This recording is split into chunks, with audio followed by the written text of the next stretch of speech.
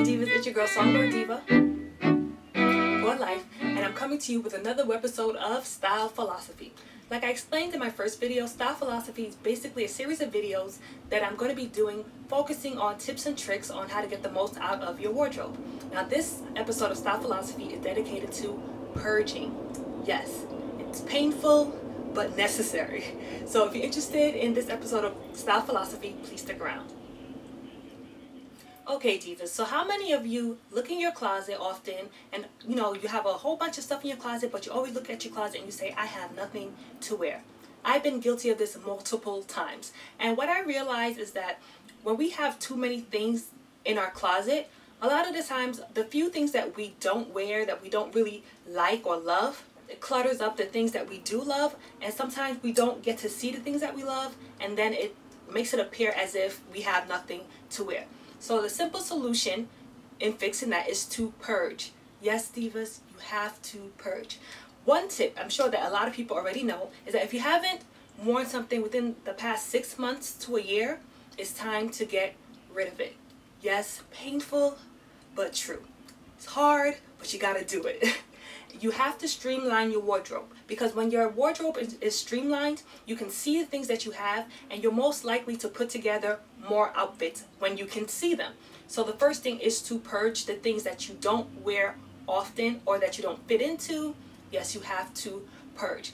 Also, if you have certain items in your closet or your wardrobe that's not the right size, let's say you used to be a size 4 last year, and for some reason now you're a size 8. If you're happy at a size 8 and you're not really planning on going back to a size 4, you have to get rid of your size 4 clothing. No matter how much you love it, you have to get rid of it. If you're not actively exercising, trying to get back to your ideal weight, you do have to get rid of it. So what I would suggest is to only buy items that you can currently fit into now. Again, I don't mind people buying like large items if you're planning on tailoring it. Go see the other Style Philosophy video about fit and tailoring, but don't buy items that are too small because you want to exercise your weight into them. It's not always a good choice, because a lot of times you just have a closet full of stuff that you can't wear. Now, when getting rid of things in your closet, when you're purging, I always suggest to make 3 piles. Pile number 1.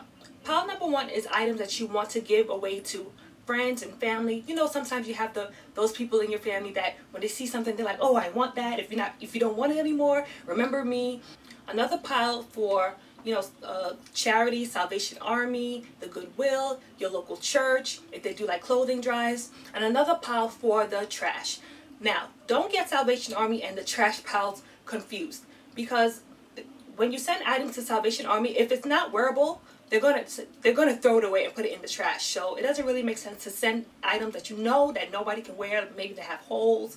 Maybe there's something wrong with it. Maybe there's rip in it. You might as well just throw those away in the garbage. Now for the ones that are going to the Salvation Army or your local charity, I would suggest that if you have the time, or if you can, that you at least wash the items so that it doesn't go there smelling or anything. If some of the items are dry clean only, I understand that you might not want to dry clean them because you're basically getting rid of them and you don't want to pay extra to dry clean them, which is totally understandable, because I know that a lot of people that thrift, when they do purchase items from thrift stores, they automatically take it to the dry cleaners, or they wash them. But to me, the minimum you should do is to, the ones that can be washed in like a washing machine, go ahead and wash them, just so that when people are going through them, they're not going through something stinky and smelly.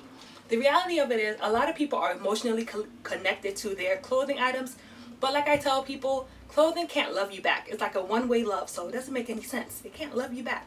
So you might as well pass it on to somebody else that can really appreciate it and can really cherish it as well. I'm actually going to show you some of the things that I'm getting rid of, even though they do fit, but I haven't really worn them, and they're kind of, some of them are kind of old, but yeah, like one, I do wear this, like I did wear this last summer, and I still do like it.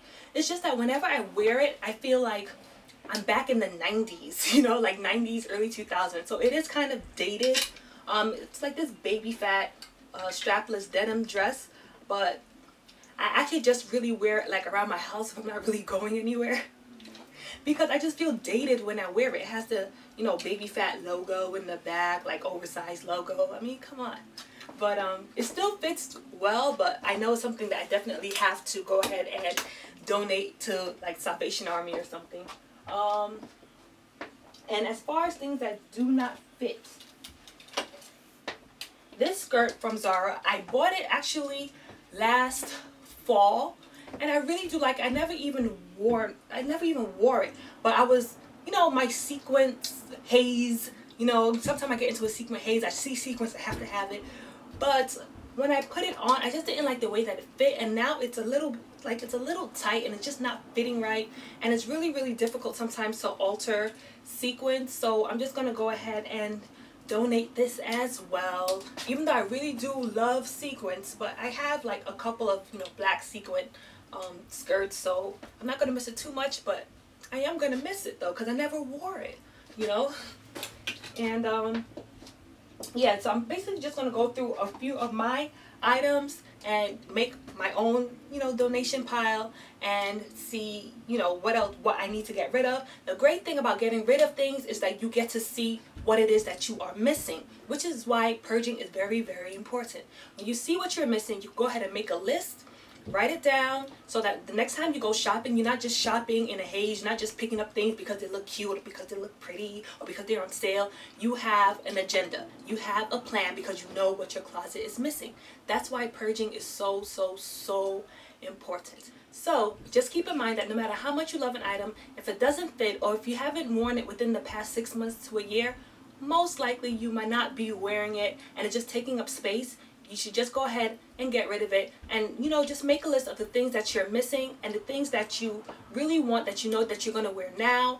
That way everything in your wardrobe, you can mix and match, and you can get you can get a lot more out of your wardrobe. Because if you just keep cluttering your wardrobe with things that you're not wearing, things that you hope to wear, that you hope to fit into, you're always going to look in your closet and say, I have nothing to wear, when that's not the case. Yeah, I hope this video was helpful, and that's my style philosophy for today. So if you have any questions, comments, or concerns, as usual, you already know what to do. You can always leave it down here, or you can always email me at songbirdddivaforlife@gmail.com, or you can always tweet me at twitter.com/songbirdddiva, and definitely keep up with me on my blog, divadivaglam.com, and like me on Facebook if you haven't done so already. And I love you divas so, so, so much. Stay tuned for more style philosophies. Bye!